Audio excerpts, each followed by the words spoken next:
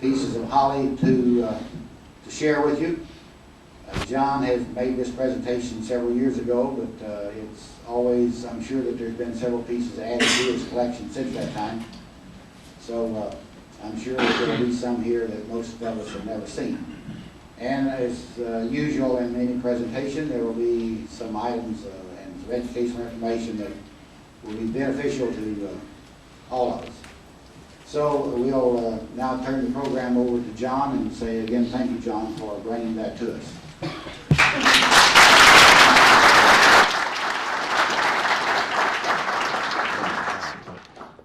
Get this new maybe there's enough holding power there. See how that happens. Good. I think I'll be all right if I don't short circuit.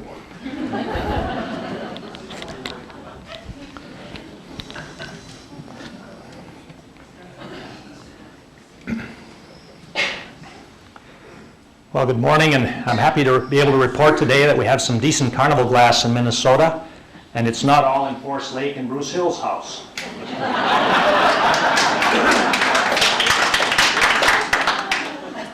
My presentation is generally oriented to the newer collector, and you notice I didn't say younger collector.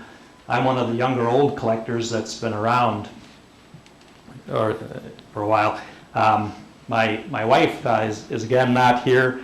She doesn't travel with me very often to the shows. She's at home tending to the needs and coordinating activities of our tax exemptions, Eric, Sarah, and Amy, Melissa. One of the questions that often seems to come up when newer collectors are looking at the glass and they've admired it for a while, ask, how long have you been collecting? We've been collecting for 61 years. Someone else earlier asked me, and they were skeptical. Our collection was started by my mother-in-law when at the age of 18 in 1934, bought a marigold, lattice, and grape tankard water pitcher and started collecting carnival glass. She collected at a time where she went to auctions and bought carnival glass by the box. That was the good news. The bad news was that in her years of collecting, she didn't do what you're doing today. She did not go to conventions, attend seminars or auctions, and did not educate herself on carnival glass. So many a time, and I remember to this day, she told me, her collecting philosophy was quantity is better than quality. She would prefer to buy 3 or 4 pieces of marigold for $1 rather than spend $2 for a red piece, which was particularly ironic since her absolute favorite color was red. If, in the what if department, if she had had a little bit of knowledge and education in that 40-year head start she had on everyone, I'd probably be the banquet speaker tomorrow night and Floyd would be up here today.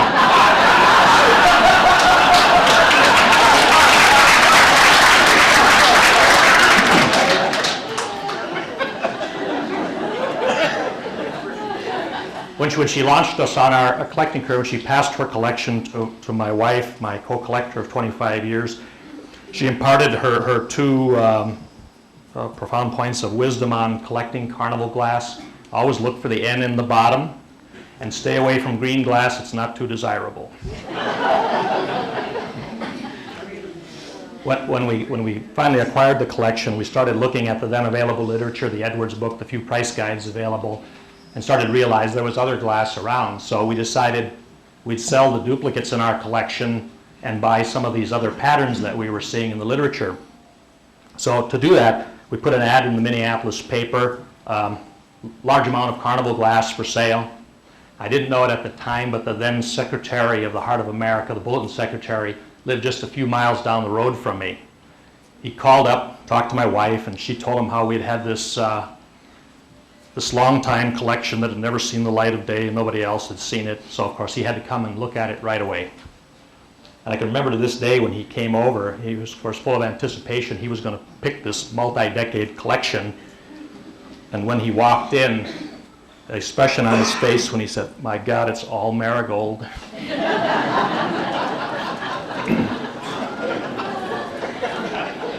Not only did he insult my glass, he then proceeded to try to sell me a membership to something called Heart of America Carnival Glass Club. I was interested in collecting glass, not memberships. But what really made it was he had brought along pictures he had taken of displays of a couple of the last two conventions, and in looking at the glass, we realized we had never seen glass like this, so we better join and now to get a little more knowledgeable. So I came to the first Heart of America convention, and of course we were a bit overwhelmed by the glass we saw, but in taking that information back, we decided that it is probably impractical to collect everything, so we wanted to put some focus in our collection. So we started looking through the literature and available patterns, and we thought, well, why don't we attempt to collect a pattern and get all the colors in that pattern, because that would make an interesting display to show a wide variety of carnival glass. So as we looked through the patterns, and based on what I knew at that time, we decided we'd stay away from the peacocks, roses, and poppies. There seemed to be some stiff competition in those patterns. And it happened that my wife was born on Christmas Day, as was her mother, who started our collection. And Holly being a Christmassy pattern, we decided we'd do that. In looking in the literature, there were 6 known colors of plates at the time: blue, marigold, white, amethyst, green, and red. So we thought, well, 6 colors, how hard can that be? We can do that. So at the next Heart of America convention, we started our Holly collection by purchasing the very white plate that you see up on the top row. I don't remember the lady's name that I bought it from, although I think she remembers me to this day, because as a new collector, not yet having developed a sense of color, quality, and pattern, I had to inspect several of the plates I had to pick from, and by the time I got the checkbook out, I think I had intently inspected her plate about 15 times. She was getting a bit nervous and anxious by the time we got around to buying it. What we started in the collecting and proceeded to get the pointer here, the easier plates to come by: blue, which I've got an example of the white, marigold, and we by chance through the New Mexico connection to get both a green and an amethyst as a pair. The amethyst being next to the aqua opal here. So in short order, we had 5 of the 6 known colors, and we thought, well, we're almost there. As we started pursuing the somewhat elusive red plate, we were delighted to find that there were other colors available. And in the intervening time frame, we've added a number of colors. Pretty soon we were up to 8 of the 9 known colors that we had, 9 of the 10. I've got a dozen plates, and I still don't have a red one. So, and at this point, I'm not sure what other things may be out there. Beyond the basic colors, some of the interesting ones that we've added. This is our example of a black amethyst piece. And you can see very little light through the black amethyst, quite dark. You see just a little glow in the sunlight.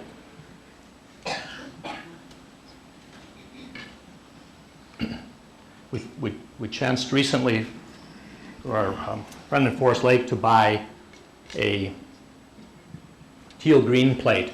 So we have 2 green plates. We have what would be the standard green plate and the teal green plate. You see the blue-green color. There are a few teal green pieces around. They're pretty rare. Most often seen in the compote, and there is a teal green compote down the table a ways. I've seen a couple of bowls. This is the only plate I've ever seen in teal green, and I was happy to buy it as a green plate.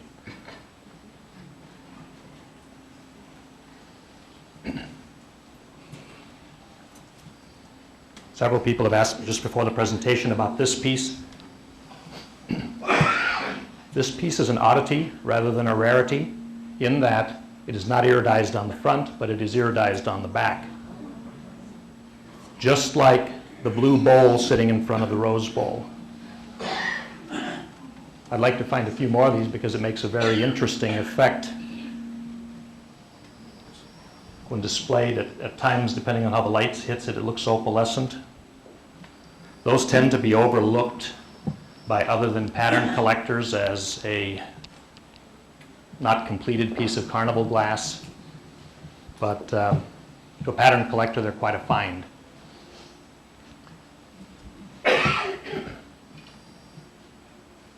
This piece is unusual. I'm not sure if I'd call it an oddity or a rarity, but it's as close as we've come to a red plate. This piece has, on close examination, at least 3 different colors of glass. Base has somewhat of a horehound look, blue to the edges, and the red ring. I've seen this effect in several holly plates, bowls, and in other patterns. I have not to this day know of or have I heard of an explanation of what caused that effect.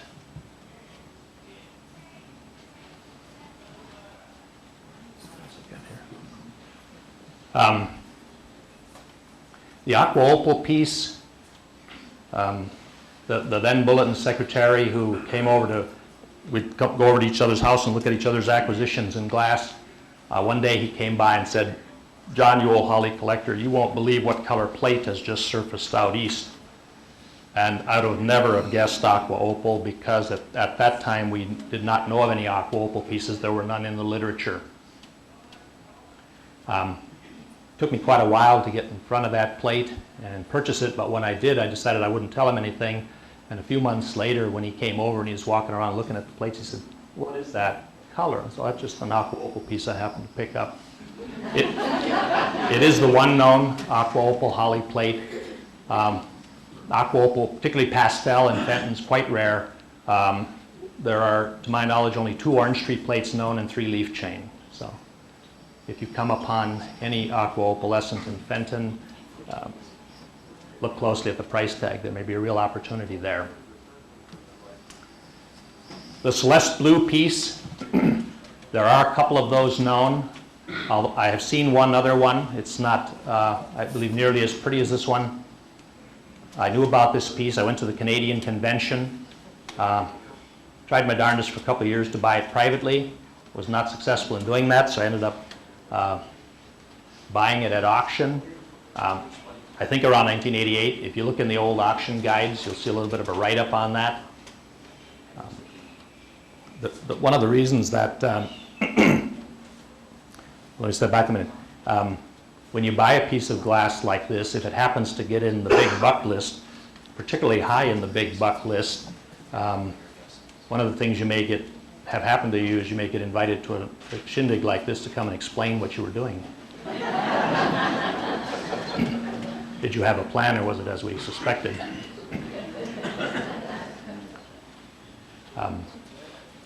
We already had the aqua opal plate. As a collector, it was just a piece that we had to have for our collection. The Celeste blue bowls are certainly more available, although not inexpensive. Having collected these plates, it was becoming apparent that we were not going to get all the available colors in plates, so we started to expand our collection into bowls. We personally prefer 8 ruffle, as you can see by the preponderance of 8 ruffle bowls, but we have examples of all the different edge treatments here. Of the bowls of interest, blue opalescent is quite rare. It took me quite a few years to find one. As luck would have it, sometimes when you're looking for a piece, they're hard to get. Think about it. One year I happened to come one day late to the Heart of America convention, only to find that 2 had sold privately the day before I arrived. And then, as it also seems to go, once you get one, then you can find several of them. So I've had several. I've had a chance to upgrade to this quite flat version. As collectors of holly, what we like about the pattern particularly is the relative flatness of the plates. We like to see some symmetry in the plate and like to see the color coming through the glass. I just mentioned, there's a question that came up before, the plates are 9 3/4 inches in diameter, just short of a chop plate, so they're among the larger of the so-called 9-inch plate category.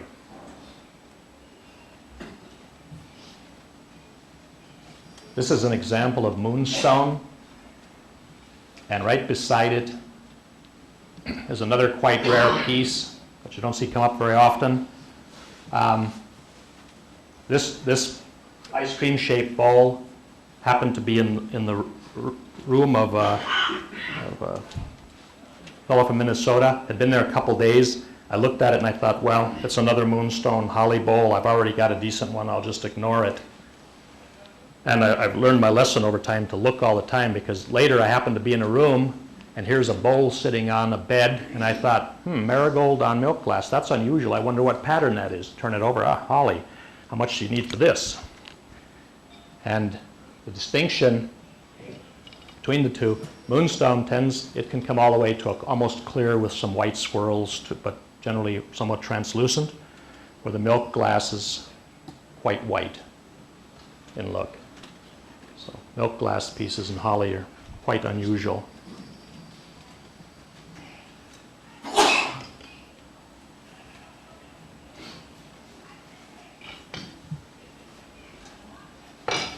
Another unusual piece that people think looks like black amethyst, but is in fact not. It's very lightly, and that's probably generous, it's poorly iridized on the front, but the effect, as collectors we felt, was quite interesting. But more importantly, it is a very rare Fenton purple piece. Fenton purple is just quite hard to find. Had been rumored in holly bowls. I knew about this one in Canada. It took me quite a few years to get the purple piece.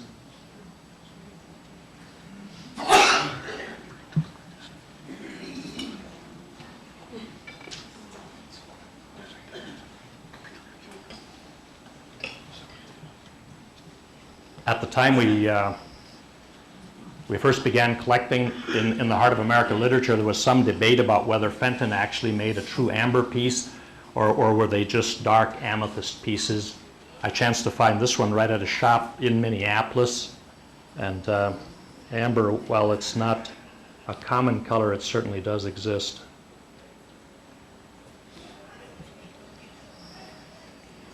Fenton had a habit in their bowls, unfortunately, of covering up a lot of their pastel colors with marigold overlays. So you see pieces of various tints. I believe this is a kind of smoky blue color, base glass. You see them in pastel colors, ice green, ice blue kinds of base glass.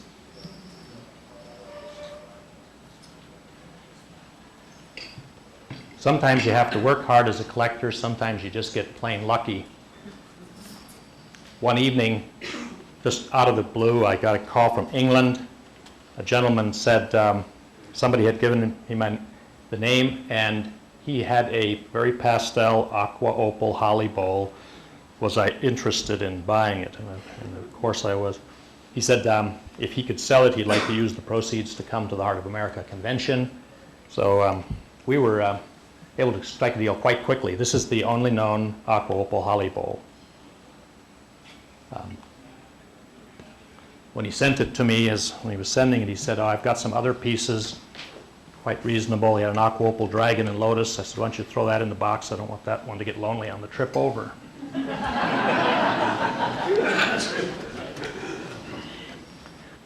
Another quite unusual piece. While white is relatively common in Fenton holly, Celeste blue is certainly quite rare. Ice green is extremely rare. I only know of two ice green pieces, an ice cream shaped bowl and the 6-ruffle bowl.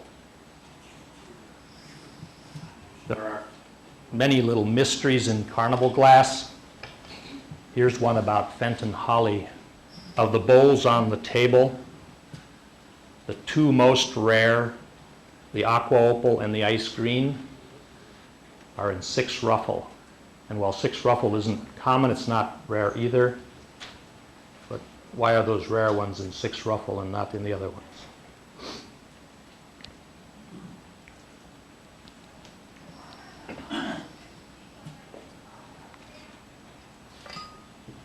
The unusual thing about our acquisition of the holly bowl, and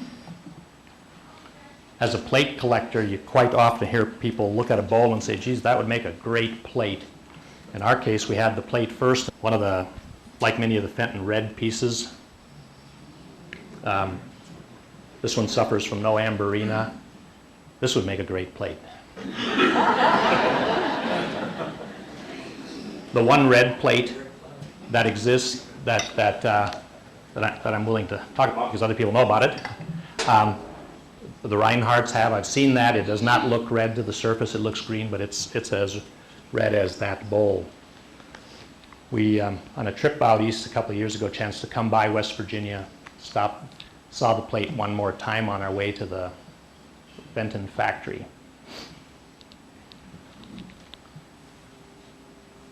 The last time I made this pitch, Frank Fenton was here and corrected me on some of my terminology, so at least he's not here. I don't have that pressure today to be right. It worked out, though. On our way to the Fenton factory, we got close and stopped at a motel, and the lady behind the desk said the motel's all booked. And I said, well, geez, we need a room for the night. And she said, well, it's booked because of the Fenton convention. I said, what Fenton convention? She said, the Fenton Glass Collector Convention, and Mr. Fenton himself is here. And I said, what do you mean, Frank? And she said, you know Frank? And I said, well, I haven't talked to him since April. And magically, a vacancy appeared. And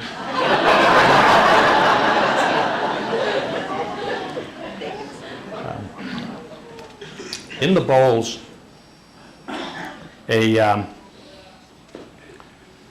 one of the more interesting pieces that didn't get covered over with marigold overlay is the Aqua 3-in-1 edge piece.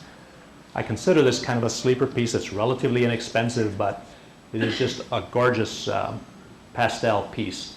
I've seen a number of these, only, interestingly enough, in the 3-in-1 edge. I'd certainly like to find one in an 8 ruffle or a plate. One of the harder acquisitions for us in our collecting was the candy ribbon edge pieces, of which I have 2 examples here. Got a marigold one from Don Moore, and my initial acquisition of a blue one. I'd seen a lot of ads in the Antique Trader, the Hoga Bulletin, advertising candy ribbon or ribbon candy edge holly bowls. Invariably, they were always 3-in-1 edge pieces. On the one that I happened to get, when I called the lady and quizzed her fairly thoroughly, she said, well, listen, young man, I know my glass, and I can tell candy ribbon from 3-in-1. And when I got it, sure enough, it was truly a ribbon candy edge piece. Quite common in other patterns, but quite rare in Fenton holly. Rounding out our collection of the old bowls, marigold, I have another blue example that is not iridized on the front, an oddity. Vaseline, I think that's, yeah, I've spoken to the other ones. On a trip to the southeast, while going through Kentucky, we chanced upon this piece.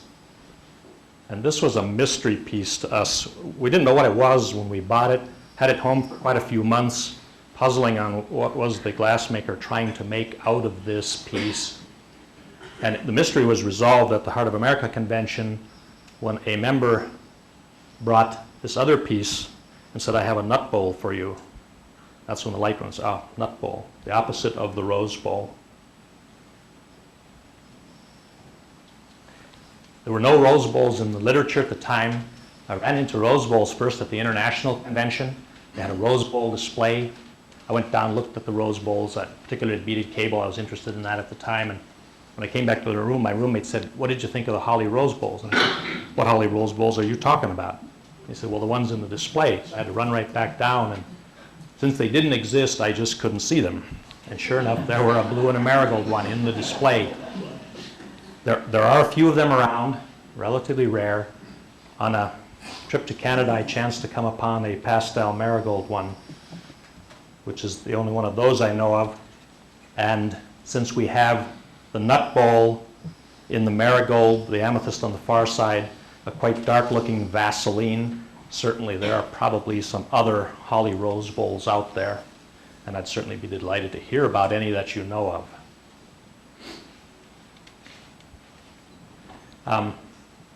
The last time I gave this presentation, someone asked, was there any new Fenton glass or reproduction.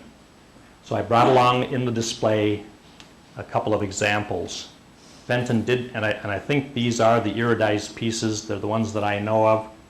They are recently made by Fenton, and they're clearly marked on the back. The 12 ruffle shape was not made in the old pattern, so they should not be confused with the old glass, and certainly I'm not aware of any old baskets like the red one. This piece is an amethyst. I think this is called seafoam green or something like that, and then the pink opalescent.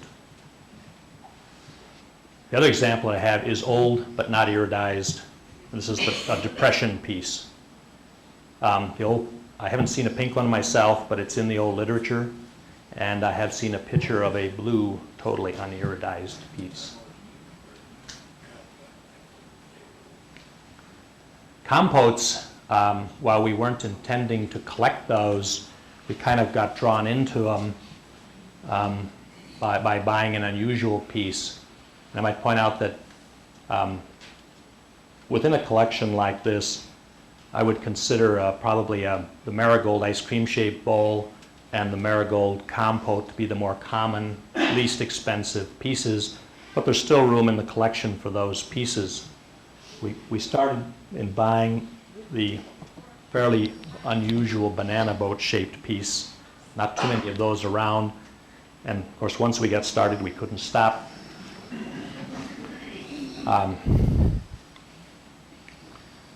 We ended up adding a double crimped piece. I've only been able to confirm it in marigold, although I've heard of a rumored blue one. You see that double crimp treatment on some of the hats from time to time. The more challenging piece is the lime green opalescent piece under the light here. Only known in a sherbet shape, no ruffled opalescent pieces that I know of. If you have one that ruffled, I'd be happy to hear about it. Another hard piece in the compotes to find is the amber piece.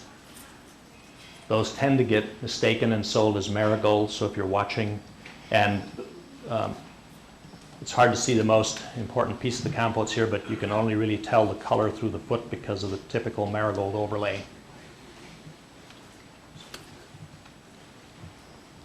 Red pieces, while getting pricier, I feel are desirable, even more desirable if they have some slag or swirl effect. And without blinding everybody, this one has got some of that in it.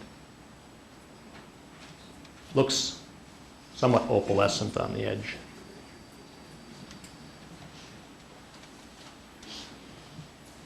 To round out our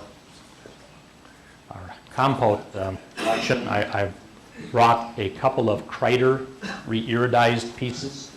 These are old glass, depression glass, re-iridized by Kreider. They are marked on the bottom right next to the Pontel mark, as he does all of his pieces. This unusual piece, which we're very happy with, started out as an amethyst opal uniridized piece, and upon iridizing looks somewhat lavender.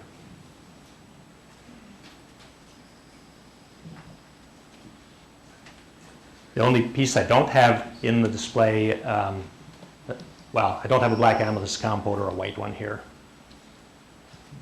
Otherwise, we've got the full spectrum.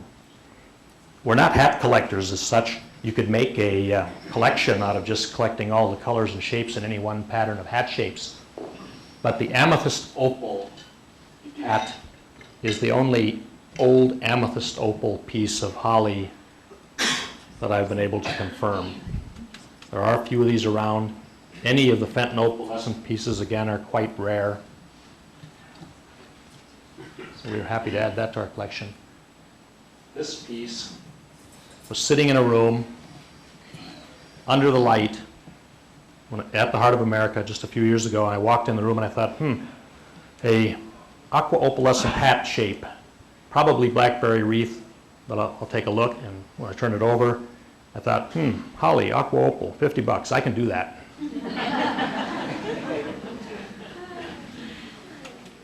Quite rare, huh? Aqua opal. This piece, while not unusual in color, is unusual in shape in that it has an 8-sided foot. It is not the traditional collar base. There are only 4 molds in the holly pattern. The one mold that makes all the bowls and plates, nut bowls and rose bowls, all 20 ounces of glass, 9 3/4 inches diameter, the compote mold, and 2 hat molds. The conjecture I've heard about this piece is that this may have been an early piece that was done before the technology for collar base was perfected. So this was perhaps something that was easier to get out of the mold, and there are a few of those around. My first impression of this looked like a tumbler that somebody whimsied out, but there are no holly water sets.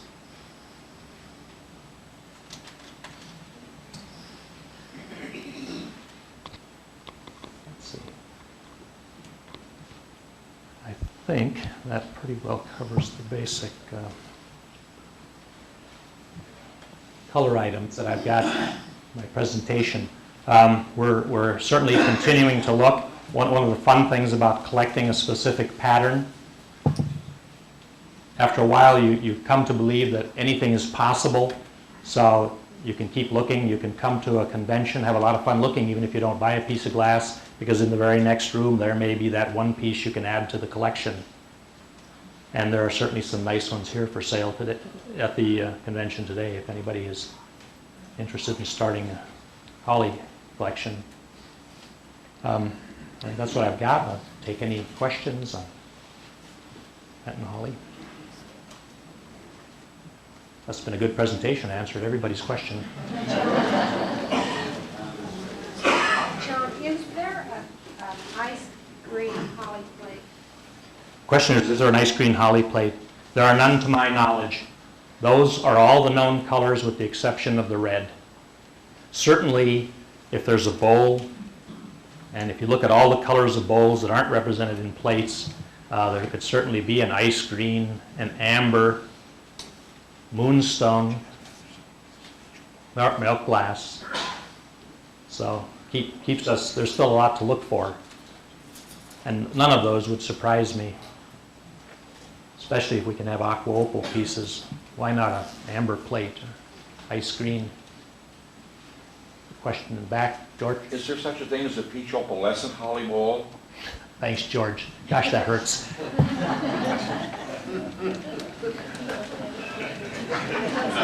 I didn't think George was here, so I wouldn't mention that peach opal bowl that he's got. He knows it doubly hurts since I recently traveled all the way to St. Louis to an auction to see a guaranteed peach opal bowl, which turned out to be moonstone. So. But yes, George, you do have one of the few known peach opal bowls.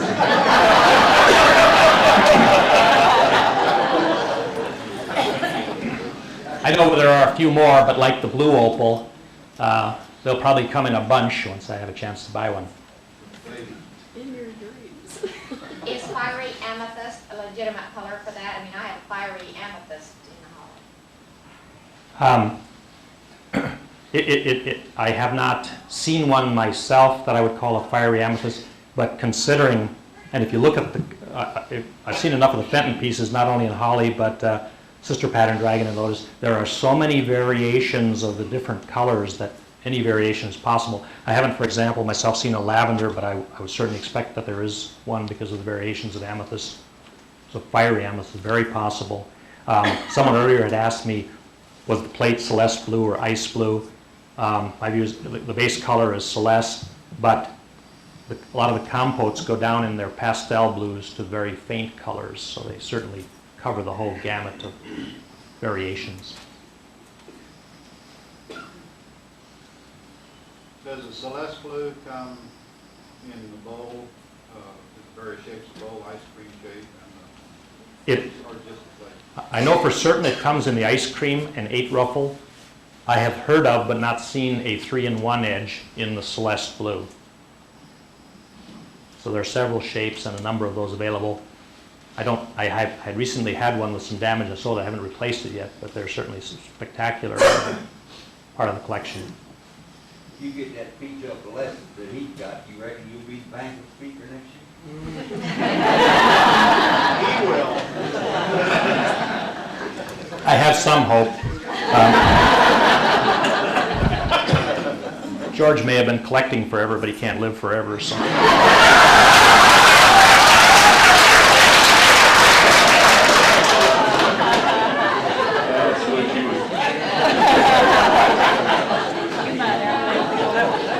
Any other questions? John, I'm gonna take it with me anyway.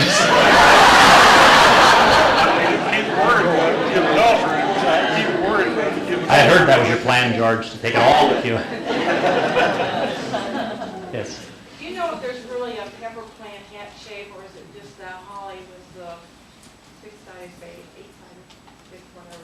I have not heard of pepper plant pattern. Well, it's in the New Edwards book, the fourth Oh, one. okay. But it's not a very good picture. I- But it looks just like holly to me. Okay.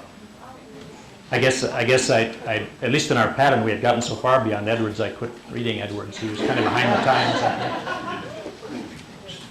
But I will certainly take a look at that. One of the interesting things about coming to these, and even the last time I did this pitch, we're all learning, and there may in fact be one. This piece in the center, it's basically a pastel marigold, but it has a clear base glass to it, but quite pastel. And that there are a number of those available in both bowls and plates, and as a pastel piece, it's quite pretty and very affordable. George? John, question, have you ever run into a pastel blue holly bowl, not Celeste blue, pastel blue? I had one, and I've never seen another, but I wonder if your travels you had, but was unable to buy it or something. No, I have not, in fact. There are so few of the Celeste piece that I'd certainly remember if I'd seen it. They're few and far between, and certainly everything I've seen tends to be quite dark ice blue or Celeste blue. Hope George doesn't have any other pieces he's going to remind me of.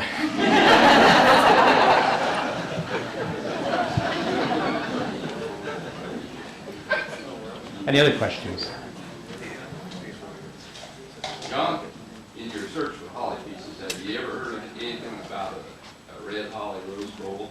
I know in one of Sherman Hand's books, he mentioned that he had seen a red holly rose bowl. I certainly, as a collector, I've heard some outrageous stories. I haven't heard that one, but considering how many red bowls there are, that would not be surprising at all. That would be really a nice piece to find, especially if it looked red. For as pretty as the red plate is, the one detraction is it looks green to the surface. If it looked like that bowl, that would be an interesting auction piece.